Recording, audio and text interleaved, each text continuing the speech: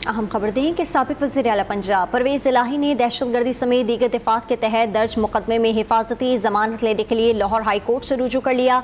तफसील जानते हैं डॉन न्यूज़ के नुमाइंदे राना बिलाल से। राना बिलाल, मज़ीद क्या तफसीलात हैं, बताइएगा। पाकिस्तान तहरीक इंसाफ के सदर परवेज इलाही की जानिब से एंटी करप्शन और दहशतगर्दी के मुकदमात में हिफाजती जमानत के लिए लाहौर हाई कोर्ट से उन्होंने अपने वकील के जरिए रजू किया है और इन हिफाजती जमानतों में ये मौक़िफ़ उन्होंने इख्तियार किया है कि वो साबिक वज़ीर आला पंजाब हैं और उनके खिलाफ बिला जवाब जो है वो मुकदमात दर्ज किए जा रहे हैं। 2 मुकदमात में जो है वो उन्होंने अबूरी जमानत डाली है। एक और मुकदमा रात का दर्ज किया गया और खदशा है कि पुलिस इस मुकदमे में भी उन्हें गिरफ्तार कर लेगी।